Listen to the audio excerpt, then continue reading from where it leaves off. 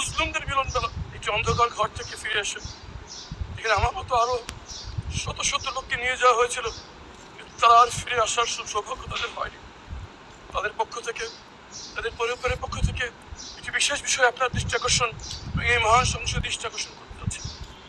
আমরা যারা ঘুমের শিকার, সে অন্ধকার ঘরে আমরা মৃত্যুর প্রহর গুনছিলাম।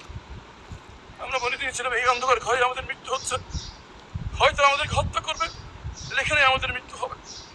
কথা বলার কেউ ছিল না আমাদের। কীট পতঙ্গ পিঁপড়ার টিকটিকের সাথে কথা বলতাম।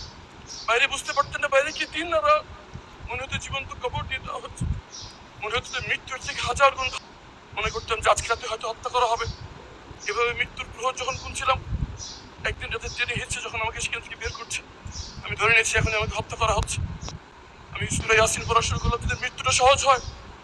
পরে জানতে পারলাম কিছু বাচ্চা ছেলে মেয়ে জীবন দিয়ে, চোখ হারিয়ে, পা হারিয়ে ফ্যাসিবাদকে বিতাড়িত করে আমাদেরকে আবার দুনিয়ার আলো দেখার সুযোগ করে দিয়েছে। মানে এই সংসদকে যদি বলতে হয় তাহলে বলতে হবে মুসলিমদের মিলন মেলা। এখানে এমন একজন কেউ পাওয়া যাবে না যে গত ফ্যাসিস্ট আমলে জুলুমের শিকার হয়নি। আমি ঘুমের ভুক্তভোগী যারা ফিরে আসছে তাদের পক্ষ থেকে, ঘুমের ভুক্তভোগী পরিবারদের পক্ষ থেকে একটি বিষয় দৃষ্টি আকর্ষণ করছি।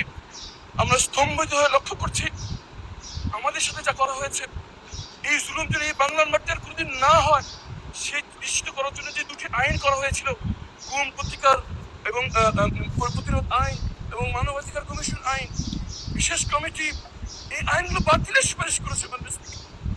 কেমন করে যে নিজের গুমের শিকার ভুক্তভোগী, যে প্রধানমন্ত্রী নিজের টর্চারের শিকার, তারা কেমন করে এই আইন বাতিলের পরামর্শ দেয়? মাননীয় স্পিকার, আমরা জানতে চাই কাদের কাদের। ধন্যবাদ।